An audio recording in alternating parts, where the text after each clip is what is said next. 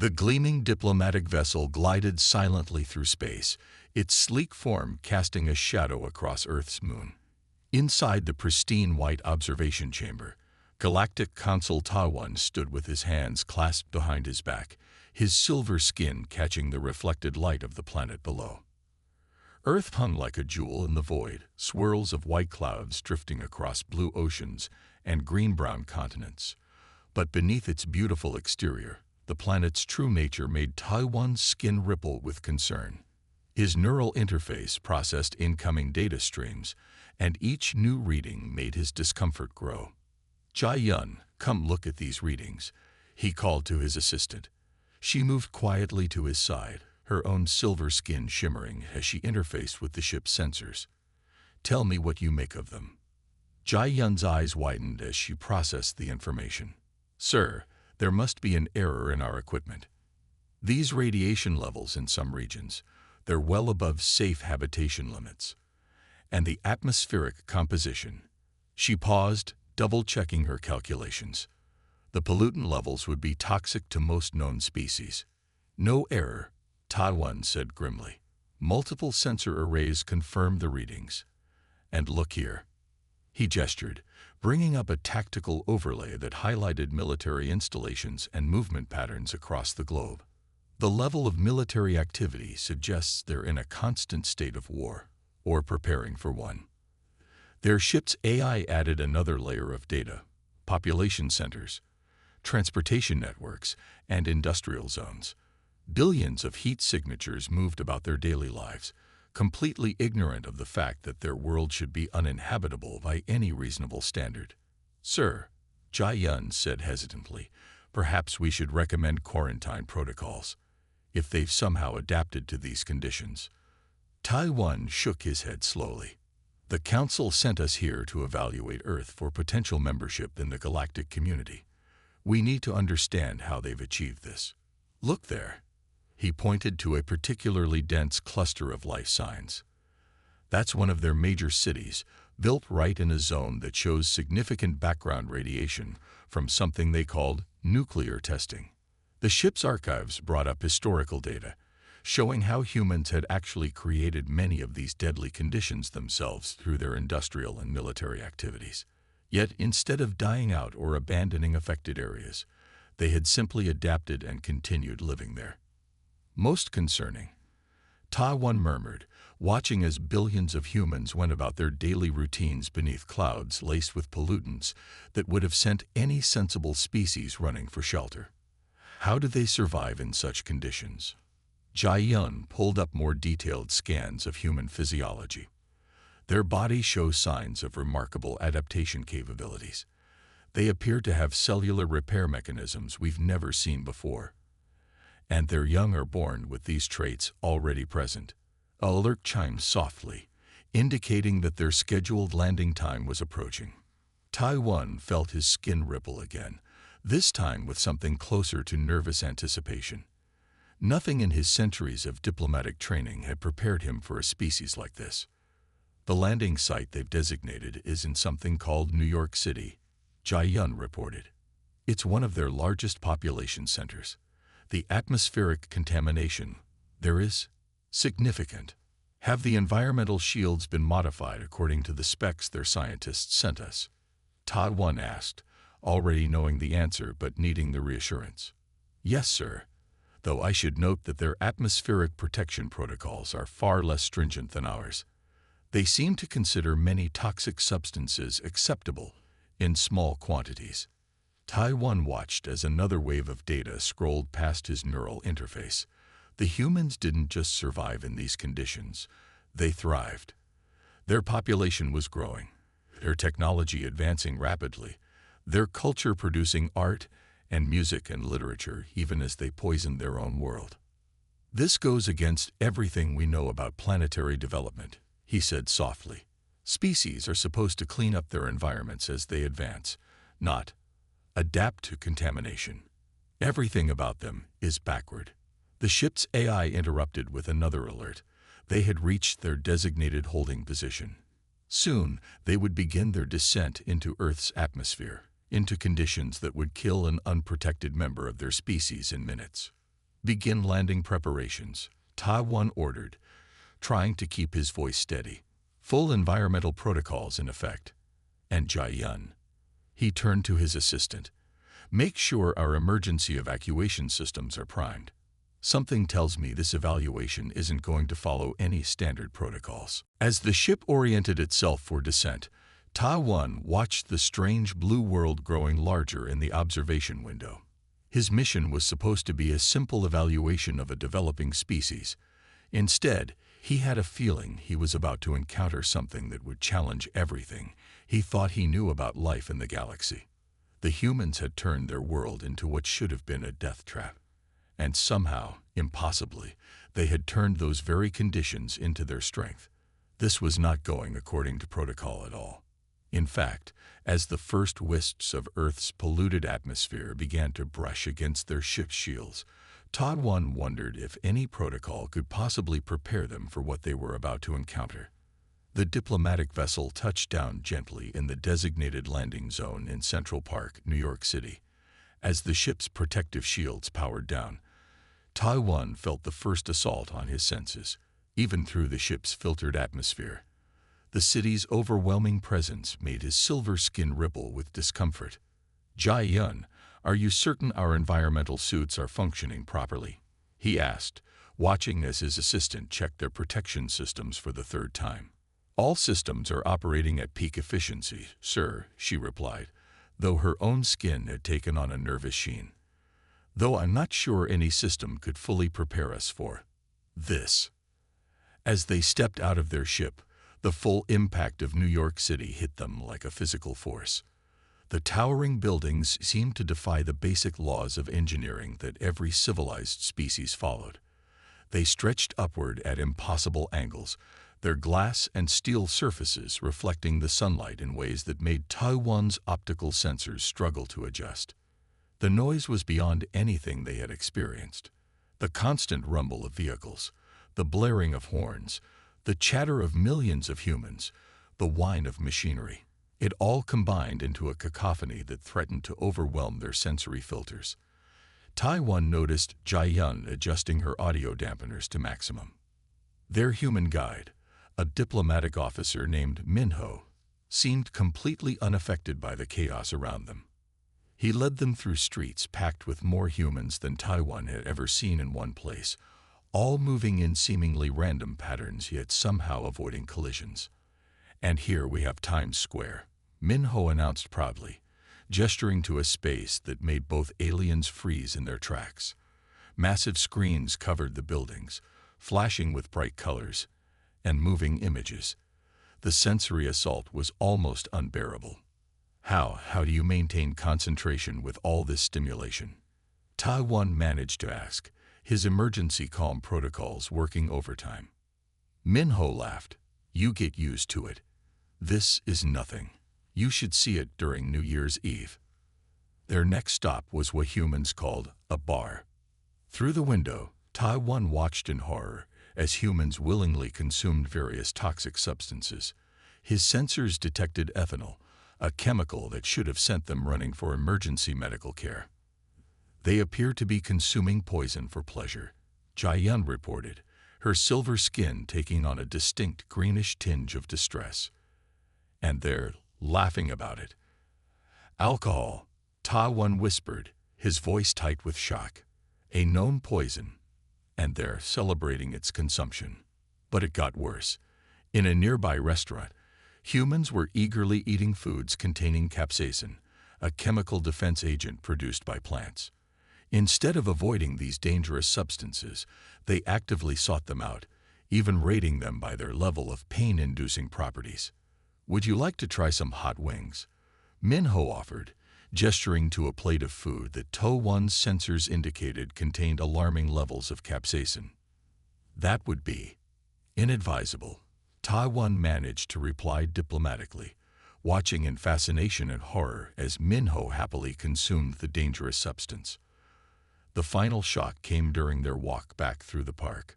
A human female approached, holding a thin leash attached to what Ta-1's database identified as a dog, a descendant of Earth's wolves. The predatory animal walked calmly beside its human, who spoke to it in the same tones one might use with a child. "Good boy, Max. Who's a good boy?" The woman cooed to the creature, which responded by wagging its tail and making happy sounds. Taiwan had to engage his emergency calm protocols for the third time that day. The humans had not only survived their hostile world, they had taken deadly substances and turned them into entertainment, converted predators into companions, and built their homes in ways that ignored sensible safety margins. "Jai Yun," he said quietly as they watched more humans walking their predator pets, "I believe we may need to reconsider our standard evaluation protocols. Nothing about this species follows any pattern we've ever encountered." His assistant nodded, her skin still showing signs of distress. "Sir, should we perhaps recommend a more thorough study before proceeding with integration plans? Their casual approach to danger is concerning." Minho, overhearing their conversation, smiled broadly. "Oh, you haven't seen anything yet. Wait until I show you our amusement parks. We build machines specifically to simulate dangerous situations for fun." Taiwan felt his calm protocols struggling to keep up. The humans didn't just survive danger. They actively sought it out, created it for entertainment, kept it as pets, and consumed it with their meals. As night fell over the city, bringing with it a new assault of lights and sounds, he realized that everything he thought he knew about species development might need to be reconsidered. The humans weren't just an anomaly. They were a complete contradiction to every principle of survival his people held dear. And somehow, impossibly, it seemed to be working for them. As another group of humans walked past, laughing as they drank their poison and ate their pain-inducing foods, Taiwan wondered what other surprises this bizarre species had in store for them. The evening had started normally enough. The human diplomatic liaison, Hinul, had suggested they experience something called a sporting event as part of their cultural exchange. Taiwan and Jai Yun had agreed, expecting perhaps a display of strategic thinking or artistic movement. The arena pulsed with energy that made Taiwan's silver skin tingle uncomfortably. Thousands of humans packed the seats, their combined excitement creating an almost physical presence in the air. The noise level alone required him to adjust his sensory filters 3 times. "This is one of our most popular sports," Hainul explained as they took their VIP seats near the strange cage-like structure in the center. "Mixed martial arts combines various fighting styles into..." "Fighting styles?" Jai Yun interrupted, her skin rippling with concern. "You mean combat techniques?" Before Hainul could respond, the lights dimmed and music began blasting through massive speakers. The crowd roared as 2 humans entered from opposite sides of the arena, each accompanied by their own entourage. Taiwan's sensors immediately began analyzing their vital signs: elevated heart rates, increased adrenaline levels, clear signs of preparation for conflict. "They're going to fight?" Taiwan asked, his voice tight with growing alarm. "For what purpose? What resources are they competing for?" "Oh, no," Hainul laughed. "This is just for sport. And prize money, of course. Both fighters have trained for months for this opportunity." The 2 humans entered the cage, and Taiwan watched in mounting horror as a third human, the referee as Hainul called him, gave them instructions. They were going to fight voluntarily. For entertainment. The first punch landed with a sound that made Taiwan's skin flash pale silver in distress. The crowd cheered as one fighter staggered back, only to launch a counterattack that sent both humans crashing to the ground. They grappled, applying joint locks and pressure holds that Taiwan's medical database warned could cause serious injury. "Stop this," he shouted, rising from his seat as his carefully maintained diplomatic composure finally shattered. "This is barbaric. You cannot allow this savagery." His silver skin flashed rapidly through shades of distress as he watched one fighter trap the other in a hold designed to cut off blood flow to the brain. The crowd's excitement peaked, their collective shouting nearly overwhelming his audio filters.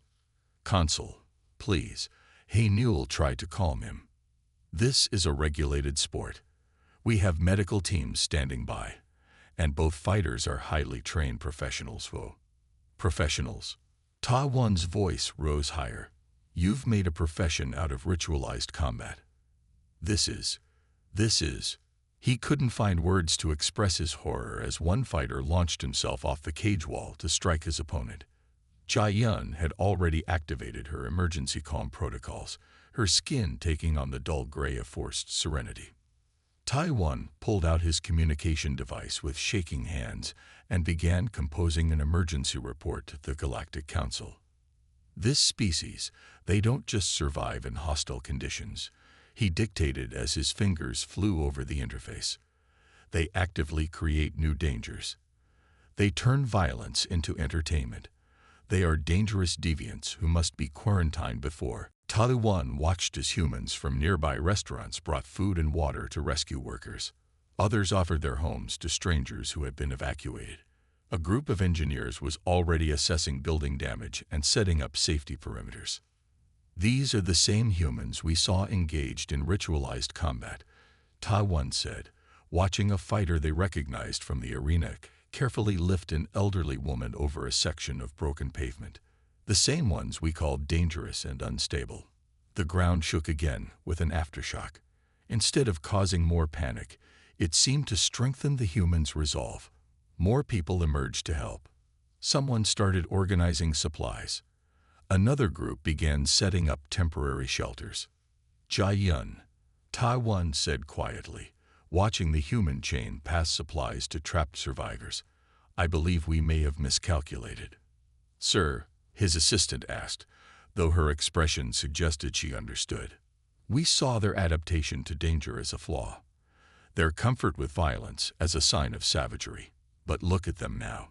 He gestured to the scene before them. They don't just survive crisis.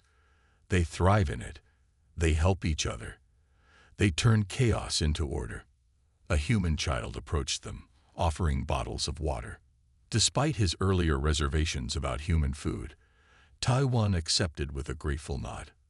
The child smiled and moved on to help others, completely unfazed by their alien appearance. Throughout the night, Ta Wan and Jia Yun watched as the humans worked tirelessly. They saw competitors from different fighting disciplines working side by side to clear rubble. They watched civilians risk their own safety to help strangers. They observed as humans turned their aggressive energy and physical capabilities towards saving lives instead of taking them. Their violence isn't mindless, Ta Wan realized, watching a fighter use his skills to carefully navigate a dangerous collapse. Their comfort with danger isn't reckless. It's purposeful. They've learned to channel it. As dawn broke over the city, the extent of the humans' response became clear. Temporary shelters housed the displaced. Medical teams had treated hundreds. The rescue efforts continued without pause, but now they were organized, systematic, efficient. We need to completely revise our report, Ta Wan said, his silver skin now showing the calm patterns of deep thought rather than distress. What we perceived as flaws may be their greatest strengths. They don't just survive adversity. They use it to become stronger, to help each other. The sun rose over San Francisco, illuminating a city that had faced disaster not with panic or breakdown, but with courage, organization, and an unwavering desire to help others. Tai Wan realized that perhaps the humans' most remarkable adaptation wasn't their ability to survive in hostile conditions.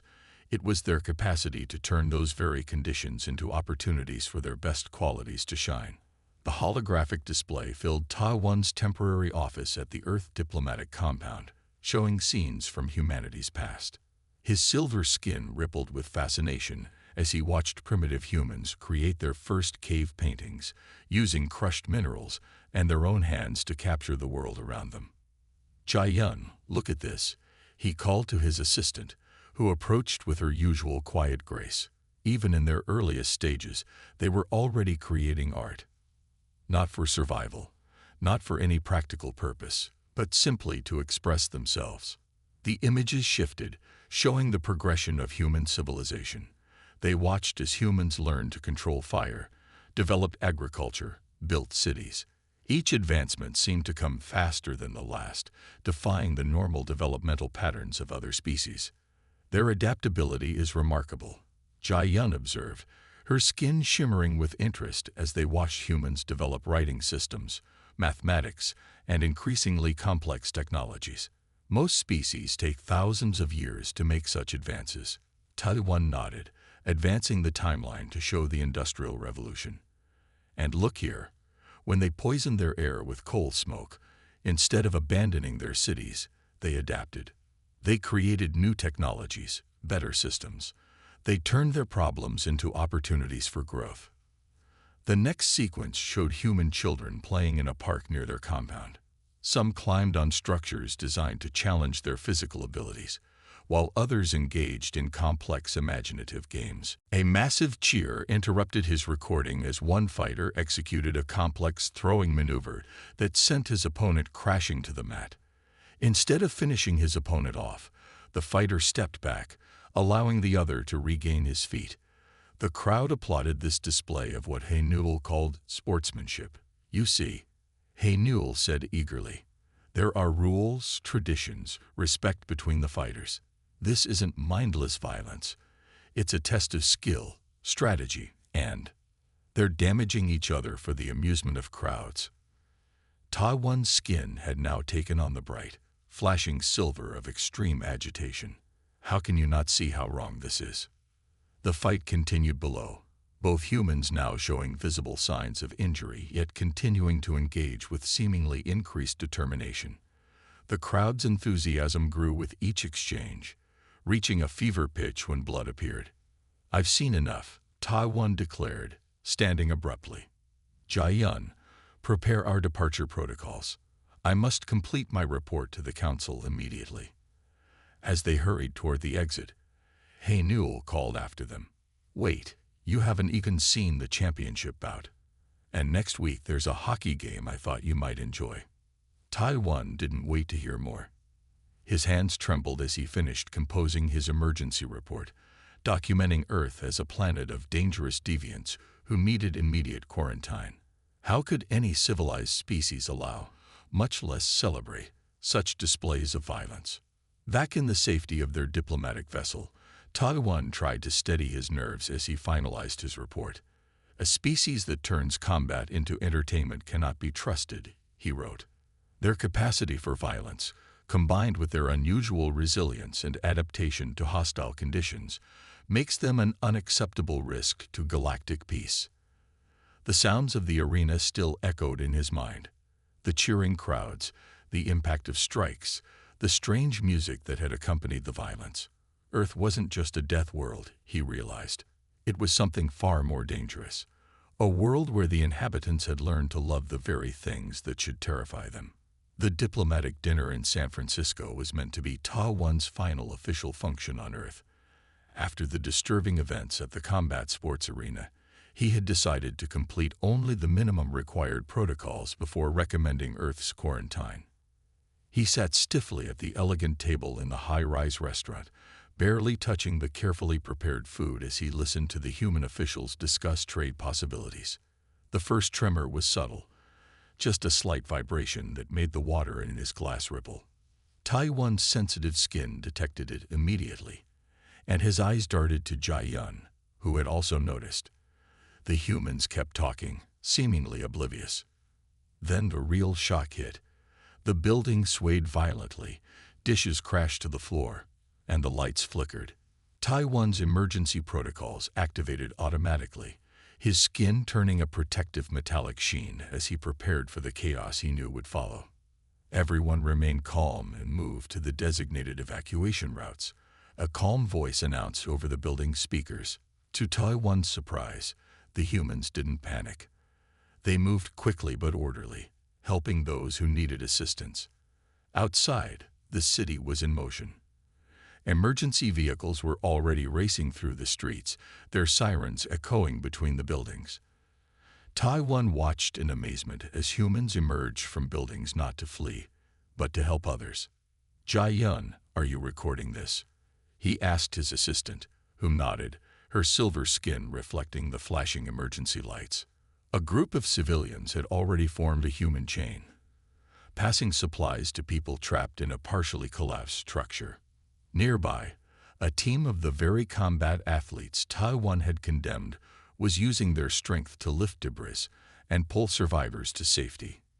"Sir," Jiayun said softly, "they're emergency response protocols. They're not just organized, they're practiced. They prepared for this." She was right. The humans moved with the efficiency of those who had drilled for disaster. Emergency services coordinated their efforts seamlessly. Ordinary citizens transformed into rescue workers without hesitation. Even children helped, carrying water and blankets to those in need. "Look there," Jiayun pointed to a group of humans setting up a medical station in a park. "They're not waiting for official help. They're self-organizing. Even their play has purpose," Taiwan explained, his voice filled with growing understanding. "Watch how they test their limits, create scenarios, solve problems. Their games teach adaptation from the earliest age."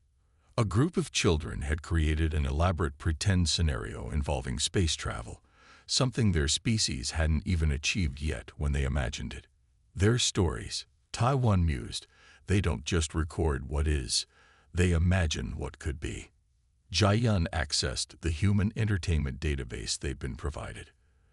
"Their fiction often describes technologies and situations that don't exist yet," she noted. "Many of their imagined devices later became real inventions." Taiwan spent hours studying human responses to disasters throughout their history. Each time their civilization faced a challenge, plagues, wars, natural disasters, they emerged stronger, more innovative, more determined. "They turned everything into an opportunity," he explained to Jiayun as they watched more children at play. "A storm destroys their homes. They build them stronger. A disease threatens their population. They develop new medicines. Even their conflicts, as terrible as they are, drive them to create new technologies." His reports to the Galactic Council began to change tone. Where earlier he had warned of danger, he now spoke of potential. His latest report read, "The human capacity for adaptation represents not a threat, but an opportunity. Their chaos is not a flaw. It is an evolutionary advantage that has driven them to achievements that took other species millennia to reach." Taiwan found himself particularly fascinated by human art and music. He spent hours in museums, watching how humans transformed pain into beauty, conflict into creativity, fear into inspiration. "Look at this painting," he said to Jiayun one day, standing before a canvas that depicted a devastating storm. "They took something destructive and turned it into something beautiful. They don't just survive their challenges, they transform them." They observed human children learning in schools, noting how education encouraged questioning, creativity, and independent thinking. "Most species teach their young to follow established patterns," Taiwan noted. "Humans teach theirs to break patterns, to find new ways." In their scientific laboratories, Taiwan saw the same pattern. Human researchers didn't just solve problems. They asked new questions, explored possibilities that other species might consider too risky or impractical. "Their greatest strength," he dictated in his latest report, "is not their resilience to hostile conditions, but their ability to see opportunity where others see only obstacles. They don't merely survive their challenges, they use them as catalysts for growth." Jiayun compiled data showing how human advances in medicine, technology, and science often came in response to crisis. "They seem to do their best work under pressure," she observed. "When other species would retreat, they advance." Taiwan's understanding of humanity deepened as he studied their literature, their philosophy, their endless questioning of their own nature and purpose.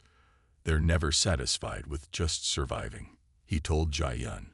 "They always want to understand more, do more, be more." His final report before the council hearing reflected this new understanding. What we initially saw as dangerous instability is actually dynamic adaptation. Their comfort with change, their drive to explore and create, their ability to turn challenges into opportunities, these are not flaws to be feared but strengths to be valued. As he prepared for his presentation to the council, Taiwan watched one last simulation of human history. Their journey from cave paintings to the brink of interstellar travel. They don't just adapt to their environment, he said softly. They adapt their environment to themselves, and in doing so, they adapt themselves further. It's a continuous cycle of growth and change that we never considered possible. The children in the park had finished their game and were now inventing a new one, combining elements of several others into something entirely original. Taiwan watched them with new appreciation, understanding that he was witnessing the same innovative spirit that had taken humanity from simple cave drawings to the threshold of the stars. The grand chamber of the Galactic Consul stretched upward in sweeping curves of crystalline architecture, its transparent walls showing the star-filled space beyond. Hundreds of representatives from across the galaxy sat in tiered seats, their varied forms and colors creating a living rainbow. The air hummed with tension and quiet discussion. Taiwan stood at the central podium, his silver skin gleaming under the soft lights. Before him, the most powerful beings in the galaxy waited to hear his final assessment of Earth.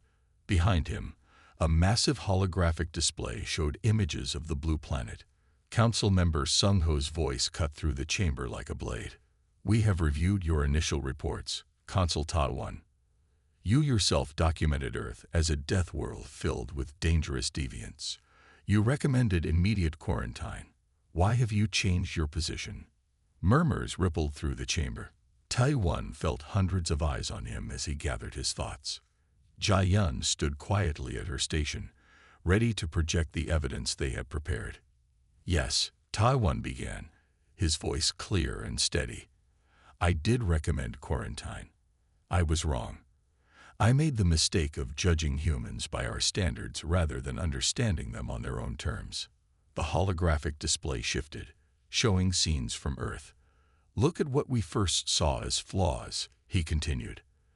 "They live in radiation zones we consider deadly because they've adapted. They consume substances we consider poison because they've learned to enjoy them. They keep predators as companions because they understand the value of different kinds of intelligence." Sung Ho interrupted, his metallic scales flashing with agitation. "You make our point for us. They are too unpredictable, too dangerous. Their very ability to thrive in hostile conditions makes them a threat." "No," Taiwan countered firmly.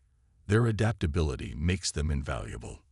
He nodded to Jia, who projected new images. Human emergency workers saving lives during the San Francisco earthquake, scientists developing new medicines, artists creating works of stunning beauty. "Yes, humans are different," he declared, his voice growing stronger. "They thrive in conditions we fear. They turn poisons into pleasures, predators into companions, and challenges into opportunities. But these aren't flaws. They're the qualities that will strengthen our entire community." The chamber erupted in discussion. Some council members showed signs of interest, others of alarm. Taiwan pressed on, gesturing to Jia to display more evidence. "Consider their rate of advancement," he said, showing a timeline of human progress, from stone tools to spaceflight in mere thousands of years. Why? Because they don't just adapt to problems. They use them as springboards for innovation. He showed them Earth's art, its music, its innovations. Images of human creativity filled the chamber, paintings that captured emotions no other species had words for, music that made even the most logical council members feel something stir within them. "They imagine things we never could," Taiwan said softly, letting the beauty of human achievement speak for itself. "And they make those imaginings real." Another council member spoke up, their crystalline form refracting light as they moved, but their violent tendencies, their wars. "Yes, let's talk about their capacity for violence," Taiwan responded. "I too was horrified by it at first. But watch this." He showed footage from the earthquake rescue efforts. "See how they channel that same aggressive energy into saving lives. Their passion isn't just destructive. It's creative, protective, transformative." The chamber grew quiet as they watched humans working together, helping each other, turning disaster into an opportunity for their best qualities to shine. We've always believed that species should develop in predictable patterns, Taiwan continued. Humans show us there are other paths. They don't just survive problems. They use them to grow stronger, smarter, more creative. He showed examples of human problem solving, their unique approaches to challenges that had stumped other species for millennia. Their chaos isn't random, it's generative. Their differences aren't flaws, they're advantages we never considered. Sung Ho rose again, his scales now showing patterns of concern mixed with grudging interest. And what of the risks? Their unpredictability, their tendency to change established systems. Change is coming to our galaxy whether we wish it or not, Taiwan responded. Would we rather face it with allies who have mastered the art of adaptation, or cling to our comfortable patterns until they fail us? The holographic display showed a final series of images, human children learning, creating, imagining new possibilities. They don't just accept the universe as it is, Taiwan said. They imagine how it could be better. And then they work to make that imagination real. The chamber fell silent as the council members considered his words. Taiwan stood firm, his silver skin now showing the calm patterns of absolute conviction. He had come to Earth expecting to find dangers to contain. Instead, he had found hope to nurture.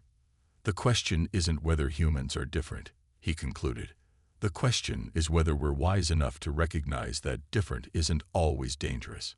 Sometimes it's exactly what we need to grow.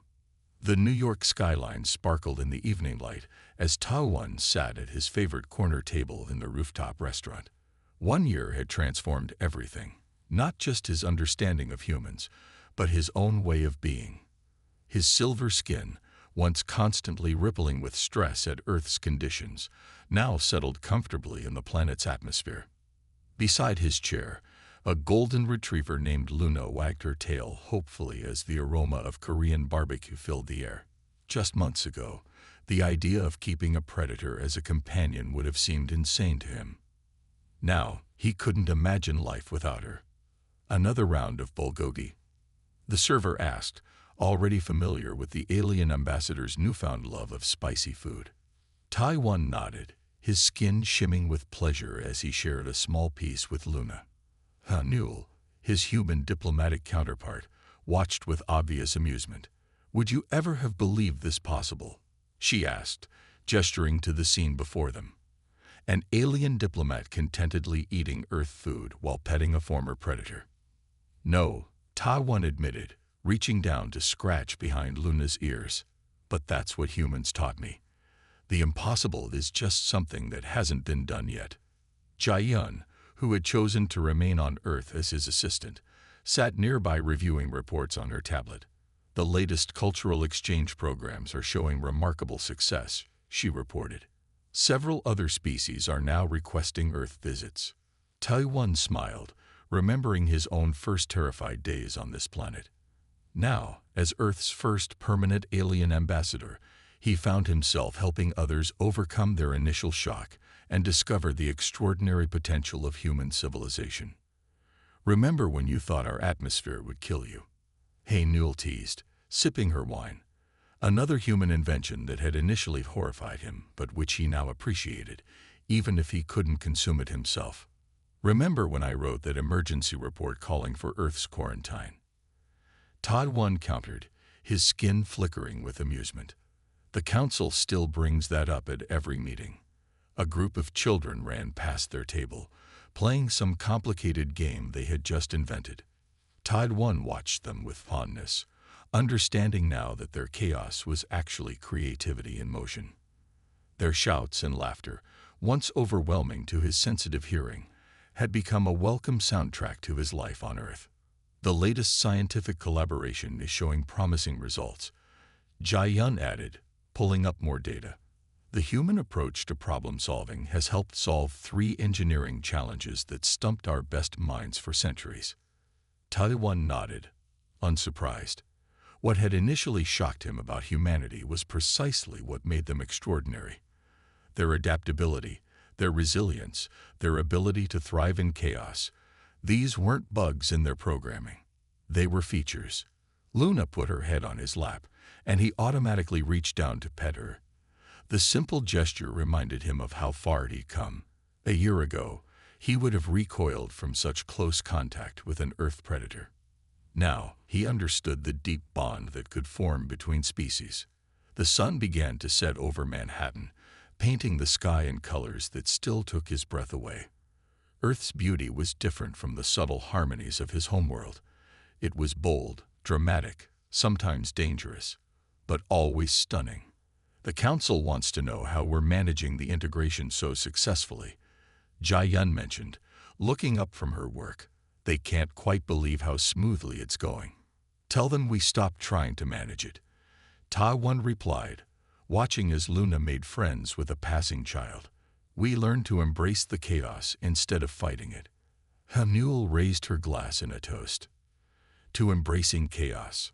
Ta-Wan lifted his own glass of sparkling water to seeing possibility where others see problems. As night fell over the city, the lights began to twinkle on, creating a galaxy of human-made stars below to mirror the real ones above.